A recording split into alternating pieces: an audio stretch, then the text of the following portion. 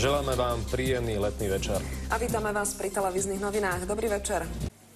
Aj takmer 2 mesiace po povodniach sa v Nižnom Komárniku v okrese Svidník boria s veľkými problémami. Potok Šivarna naplavil množstvo munície z obdobia druhej svetovej vojny.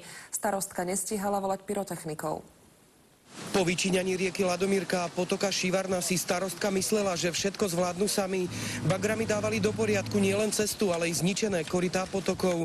Každý nález munície hlásili policajtom a obavy narastali. Aby sme zabezpečili bezpečnosť vykonávateľov záchranných prác, museli sme previesť pyrotechnický prieskum. Nálezy munície pribúdali ako na bežiacom páse.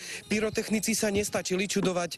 So špeciálnymi detektormi skúmali potok a blízke okolie 10 dní. Boli tu rôzne obdobia, keď sme museli vyňakať, pretože tak husto boli tie hlásenia od detektoru kovov, že sme nemohli postupovať iba nejakých 20 metrov denne. Dnes boli v Nižnom Komárniku opäť 30 funkčných vyskakovacích protipechotných mín sme našli, 4 minometné granáty, 5 ručných granátov a streliva tu máme rôzne ešte. Nechýba ani protipancierová päsť, no mimoriadne nebezpečné pre bagre a hlavne ľudí sú predovšetkým míny. Majú funkčné zapalovače, stačí jeden úder na tento bod a v podstate aj bagrista by to v živote neprežil. Aj keď pyrotechnický prieskum dnes ukončili, dlho si neodýchnú. Tu na celý priestor je tu zaminovaná, je to skutočne životu nebezpečné. Už to nie je v silách obce zabezpečiť alebo finančne riešiť pyrotechnický prieskum. Starostka preto žiada o pomoc štát prostredníctvom Svidnického obvodného úradu. Z Nižného Komárnika Pavel Sivák, televízia Markíza.